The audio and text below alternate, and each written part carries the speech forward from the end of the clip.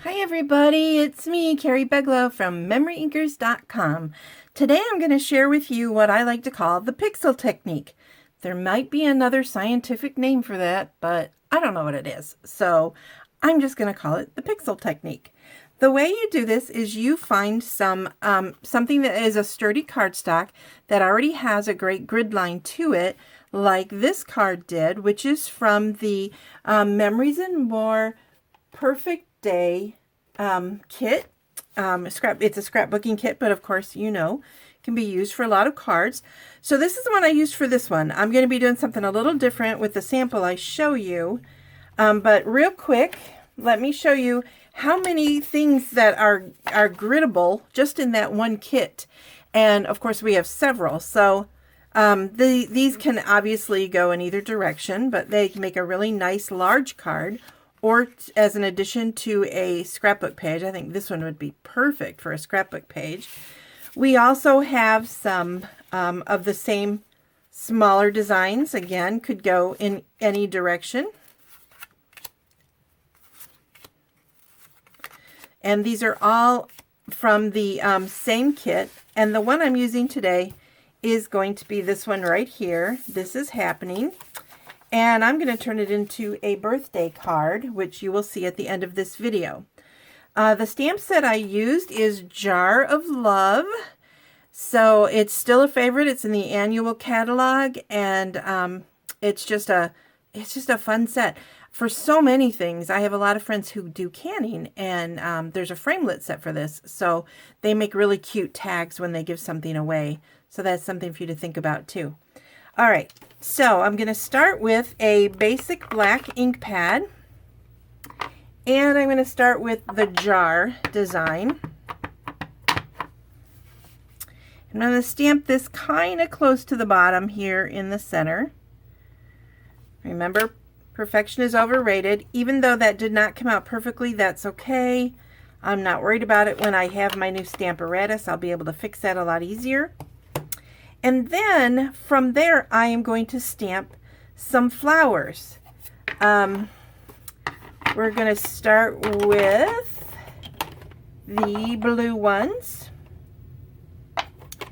which I am going to use both Soft Sky and Pool Party to design these. Now, these come as a combined set. I don't know if you can see it, but I'm just going to place them wherever I think it would be fun to have some. And let's do one more up there. All right, that might be a little too on point, but you get the idea. And then I am going to take hold on. Sorry about that. I forgot to pull this one out. So I'm going to do the insides in Pool Party. This was Soft Sky. So the insides of the flower are going to be in Pool Party. All right. Now I want to do a quick background of the bigger flowers. Here I have them in yellow. This time they're going to be in pink, but I want them to fall behind these little flowers. So, and I just lost one on the floor, I am going to have to fake this as best I can, which you know how I feel about perfection yet again. So just bear with me while I kind of fake this. Because of the pixel look, I'm not terribly panicked about the initial design. So this is with the powder pink, and then I'm going to move these over, and I may not have cut enough of these little ones, but you'll get the idea.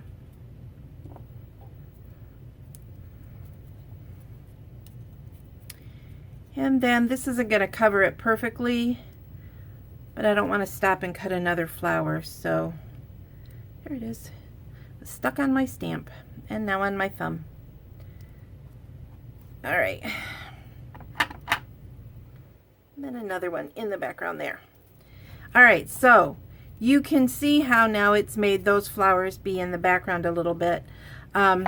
They also have a darker design, so I probably should have done this at the same time, but you know me. So I'm going to take Blushing Bride and do the inside of the larger flower too. Kind of eyeballing it because I can't see super well while I'm taping.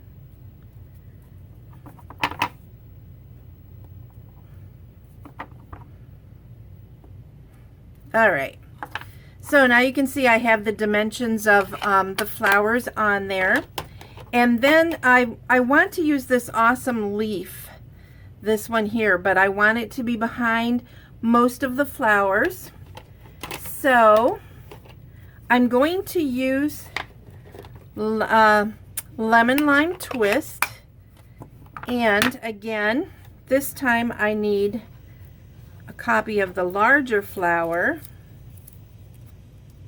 to put on there. Well, that's not a very good design. And here, just so you get the idea, I'm going to turn that so I can see.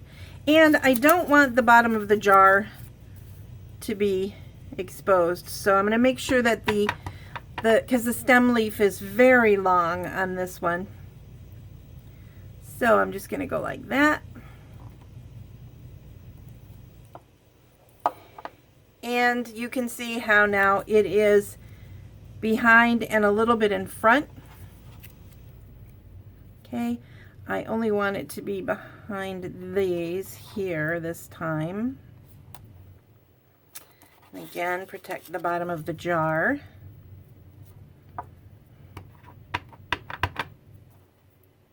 And I'm okay with it if it goes up a little bit into the green at the top. That's okay. Totally fine with it. And then one more, I think, that is going to be behind all these other ones. And maybe a little bit lower.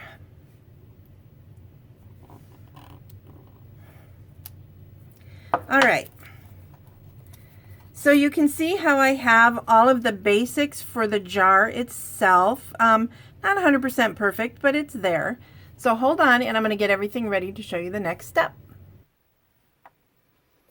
Okay, so I've gotten just 3 of my ink pads ready by doing the squeezing technique, you know, where it's closed. And you just squeeze it to get some ink into the little well down here. Then I have my blender pen. And I'm going to start with the lightest color, which is my soft sky. And I'm just going to start doing some color in the water. Okay, and I'm just going to try to not put them too close together. You really, if you can help it, to not have 2 of the same color in the same spot. Did I mention you should have a blender pen? You should have a blender pen. And so I'm just sort of creating the pixels that will be the colors of the water. And remember, this is not 100% realistic, which is totally okay because, you know, we don't see things like this in real life. So you get the idea. So I'm going to move on to the next color. So don't forget when you're using your blender pens to have a scrap, something by you, so you can clean it off. And then I'm going to go to the next darkest color, which is Pool Party. And I'm going to add some of that next to this one. And I'm trying to stay in the squares of the color. Although you'll see when you get to some places where you're maybe down in a corner or something, like down in right here. I'm hoping you can see this, where the jar kind of ends. I did cheat because on my first one I didn't. I don't know if you can see right there. And I didn't like the way it worked. So I stayed inside the jar with the pixels, if that makes any sense. So you can see I'm just adding some a random of the dark. Sorry about that. My camera only does 10 minutes at a time, and Lord knows I can't only speak for 10 minutes. I was still talking, so I was showing you that I was adding some of the darker blues in there as well. I am going to finish this all up for you and then come back and show you the finished product. Just a moment. Okay, here is my finished pixel. You can see that this time I decided to use a little bit more white space, and I started using some yellows and a little bit of lemon lime twist. I occasionally did grab some markers just because patience isn't my virtue, and so I was rushing. And now, just to finish it off, I am going to back it with, oh, I hate when I do that. Let's do it this way. It's always better to adhere from behind your design than to try, than to try and do it the other way. So, since I did this one a little bit backwards. Okay, so now I've got that matted on the black, which helps the wording pop out. And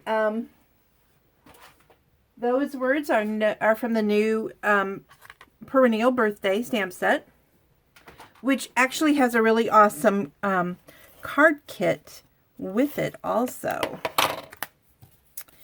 Then I'm going to mat that onto this Designer Series paper, which is from...